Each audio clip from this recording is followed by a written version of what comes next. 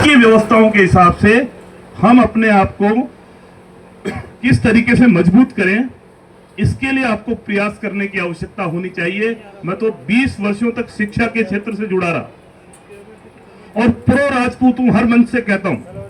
कई लोग मेरे साथी मेरे पे आरोप लगाते हैं, तो मैं कहता हूं कि जो व्यक्ति अपने परिवार की रक्षा नहीं कर सकता, अपने परिवार के लिए काम नहीं कर सकता, वो पूरे राष्ट्र का क्या ठेका लेगा। इसलिए मैं मेरे परिवार पे पहले ध्यान दूंगा, उसके बाद राष्ट्र की बात करूंगा, क्योंकि परिवार मजबूत हो जाएगा तो राष्ट्र स्वतः ही मजबूत हो जाएगा।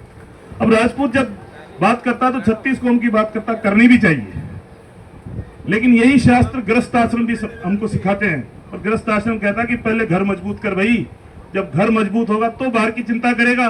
तो हम क्या कर रहे हैं? हम घर मजबूत करने का काम ही तो कर रहे हैं। हम ये कहां कह रहे हैं कि हम किसी की टांग खींच कर नीचे गिराएंगे। हम तो ये कह रहे हैं कि हम मजबूत होंगे, देश की आर्थिक स्थिति मजबूत होगी तो राष्ट्र स्वतः ही मजबूत हो जाएगा।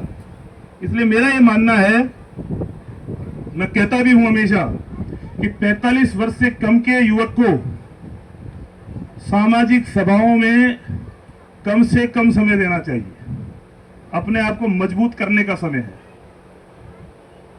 और 45 वर्ष की उम्र, जो अधिक उम्र के व्यक्ति हैं, उनका तो नैतिक दायित्व बनता है कि आज सर कटाने की आवश्यकता नहीं है, भीड़ दिखाने की आवश्यकता, तो जहां भी आवश्यकता हो अपनी गाड़ी कमाई का पैसा खर्च करके वहां पहुंचो। क्योंकि अगर इन रीतियों और नीतियों में और सिस्टम में एंट्री नहीं करोगे तो जो लोग पदों को भर देंगे वो आपके लिए जगह नहीं छोड़ेंगे, और जगह नहीं छोड़ेंगे तो आपको बाहर खड़े होकर उनके आदेशों की पालना करनी ही पड़ेगी, और कोई दूसरा उपाय हमारे पास नहीं। इसलिए आपने कहा कि हम 500 किलोमीटर दूर से चल के आए। मैंने आपसे कहा था कि मुझे तो आपके दर्शन करने हैं।